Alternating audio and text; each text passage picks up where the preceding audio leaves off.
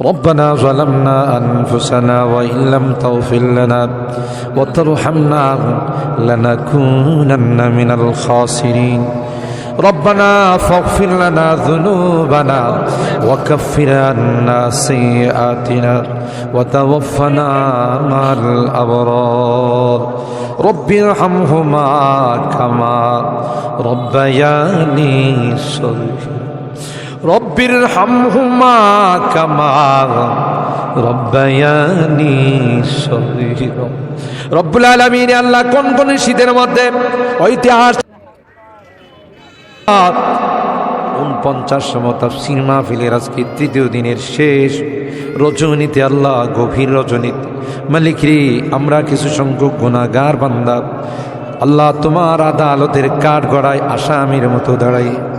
ভিক্ষুকের মতো দুইখানা হাত বাড়াইছে এ মালিক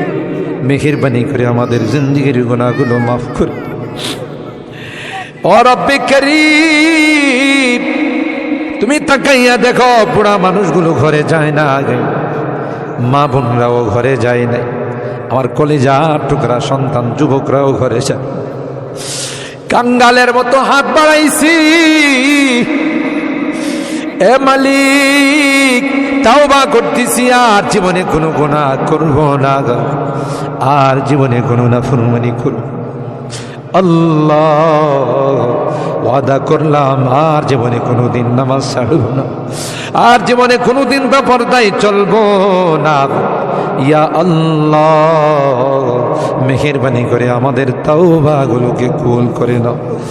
ইয়া আরহামার রাহিমিন ইয়া আকরামাল আকরামিন আল্লাহ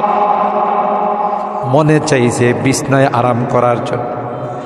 না না না আরামের ঘুমকে হারাম করে শীতকে উপেক্ষা করে শুধুমাত্র কেবলমাত্র আল্লাহ তোমার কাছে তাওবা করার জন্য বসে রইলাম আমাদের গুনার কারণে যদি জাহান্নামে দিয়ে দাও কে বাঁচাবে কে আমাদেরকে জাহান্নাম থেকে রক্ষা করবে ও মালিক কিয়ামতের কঠিন ময়দানে আমাদেরকে তুমি গুনাহগার বলে ডাক দিও না ইয়া আল্লাহ কোরআনের মধ্যে আসে জাহান্নামীরা জাহান্নামের আযাব সহ্য করতে না পাইরা করুতি মিনতির সাথে কাকুতি মিনতির সাথে বলবি ইয়া মালিক লিয়াকদি আলাইনা রাব্বুক এ জাহান্নামের দারোগা মালিক ভাই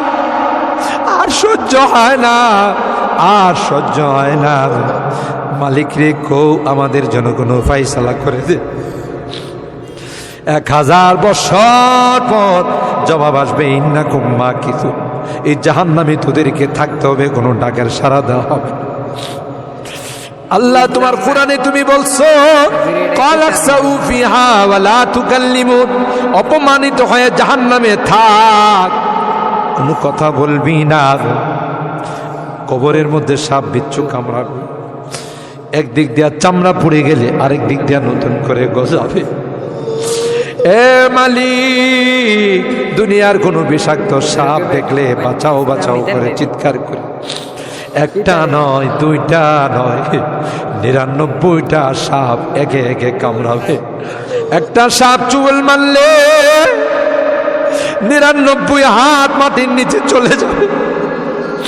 বিচ্ছু কামড়াবে আমি চতুর্দিকে বলবো বাঁচাও বাঁচাও কেউ আমার কাছেও যাবে আমার ডাক কেউ শুনবে না আল্লাহ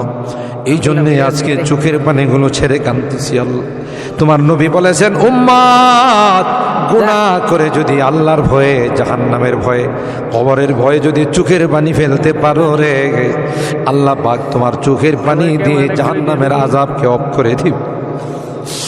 এ মালিক এই বুড়া মানুষগুলো কান্দে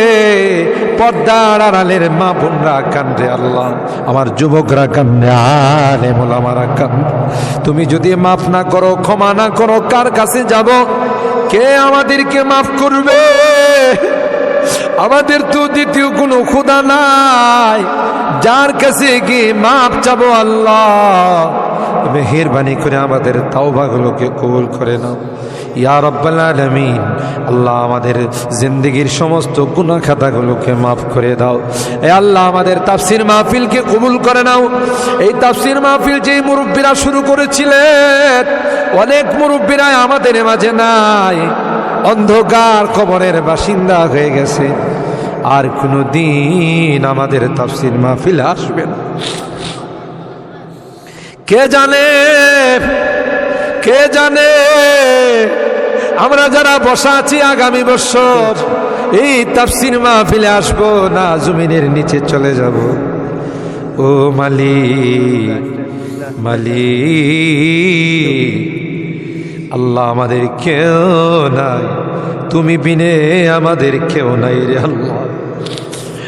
একটা মা যদি হারানো সন্তান পায়, মা বুকিনে কুলনে চুমুখা, আমরা শয়তানের ধোঁকায় পড়ে রাস্তা হারাইয়া তোমার রাস্তা ছেড়ে দেয়া গুনার রাস্তায় চলে গেছিলাম। বিজাতিদের উৎসবে আমরা উৎসাহিত হয়েছিলাম।